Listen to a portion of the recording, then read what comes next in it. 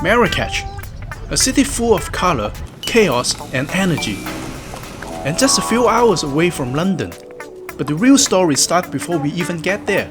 This is British Airways business class, or at least that's what they call it. Same seats as economy, no screens, and a 3.5 hours flight. So what are you actually paying for? Let's find out. BA Euroflyer is a wholly owned subsidiary of British Airways.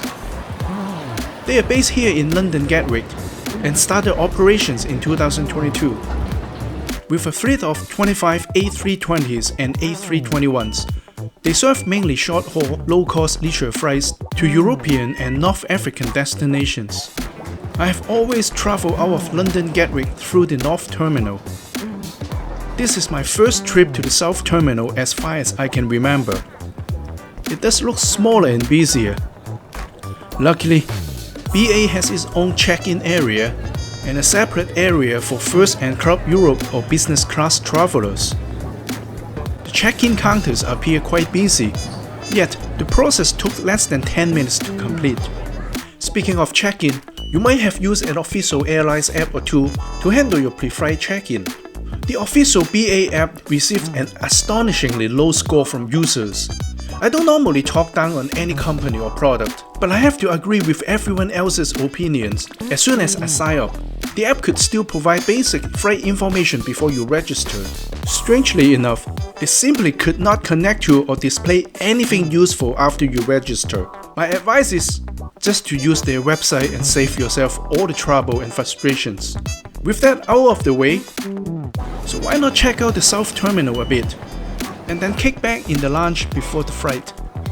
I wouldn't exactly call the airside area huge, but there are indeed more shops and restaurants than I expected. Getting to the lounge is easy. Just follow the signs, and then go up one level. Welcome to the BA Club Lounge. My first impression is this lounge is bigger and has more surfaces than I expected, like bartending surfaces and full-service shower rooms near the entrance. Continental breakfast is served here. Nothing too fancy, but you won't go away disappointed either. Otherwise, coffee, tea, pastry are available here. Interestingly, for a lounge this size, they offer a large selection of alcohol.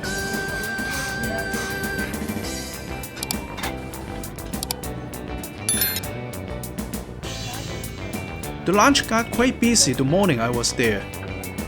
If you want somewhere quieter, consider going up to the loft through these stairs. Hardly anyone got up here the morning I was in. I bet you can chill or get some work done here. Not only that, you can treat yourself to a craft beer or two.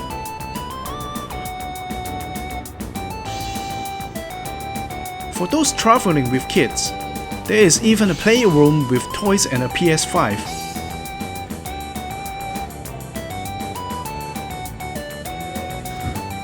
This is the place to be if you're an aviation geek. Not only is the apron in full view, you are also facing runway 26 left. As you know, Gatwick is a single runway airport. You can just sit back, relax and see all the takeoffs and landings here. I guess it is also my boarding time.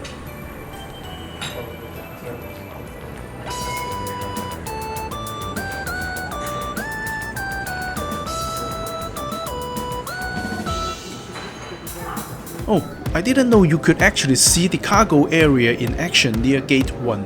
As I mentioned earlier, their fleet consists of all Airbus A320s and A321s. They are between 18 and 21 years in service. Once again, I didn't know what to expect before I got on board. Let's just say the seating configuration is quite creative. The supposedly 2-2 configuration is actually a 3-3 arrangement in reality, with a tray set up between two seats on each side. There is also no in-flight entertainment system for this regional flight. Otherwise, you can find the standard reading lights and air vents. Need to charge your phone? The socket is under the seat. Be sure to have a UK 3-pin plug or USB cable. Pushback commenced slightly ahead of schedule despite a full flight. That allows the crew plenty of time to do a safety demo. Remember I said Gatwick is a single runway airport? In fact, serving over 40 million passengers, it is one of the busiest, if not the busiest. So even though we left the gate early, we still had to wait in the queue for takeoff. At least you get to enjoy plenty of planes making their final approaches up close. Takeoff was pretty standard and uneventful. And we headed south almost immediately after we gained altitude.